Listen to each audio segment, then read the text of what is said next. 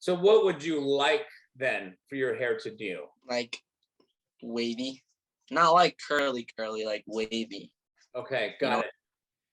And your hair texture that I'm seeing right now, is that your natural hair texture, or did you do anything specific to it? There's doesn't appear to be a perm in there or anything like that when you say wavy and curly. Is that correct? Okay. yeah, just How about the sides? probably keep them short, like Oh, a fade.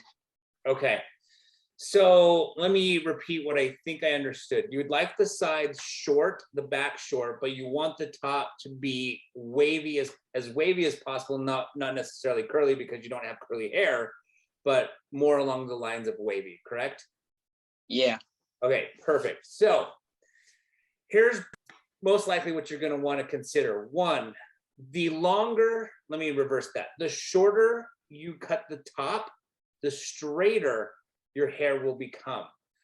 If you have any hope of having wavy hair when you have straight hair as your natural texture, the longer the top is, the more you're going to be able to manipulate the hair and make it bend and create any type of wave. So if you're going to get a haircut, my recommendation is don't cut the top. To start there, don't cut the top. The longer you keep the top, the more likely you're going to be able to keep it wavy. Now, only to a degree. Once the hair becomes too long, then it becomes flat and heavy, and when it becomes flat and heavy, it's going to lay straight due to the weight. So there's going to be this balance of where you're going to want to grow your hair out to. So what I would say is, it sounds like, based off of what I can see, most of the wave that you like to dress in your hair is the front. Is that correct? yeah, Okay. Do you like the top and the back? Let's say by your crown. Would you like that to be wavy as well, or that's not as important? no, no, that's not as important. Okay. So what I would do is I would take the sides and back nice and tight, nice and short, like normal.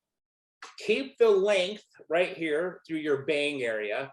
Layer the crown, the very, very tip top. So if you took the very highest point of your head, pull that straight up, from there back, I would cut and layer so that it's a little bit lighter and not heavy, because if it's heavy, it's going to droop down.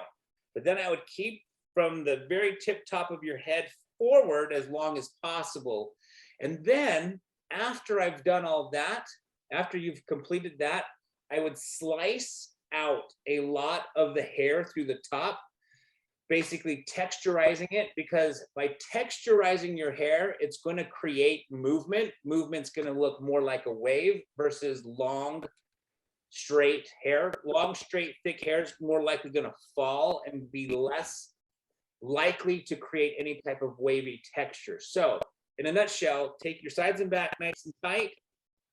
Take the top of your head, divide it in two. You got the top back and the top front.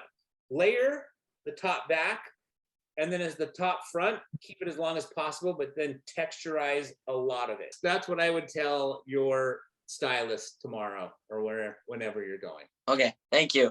No, thank you, Chris. I appreciate it.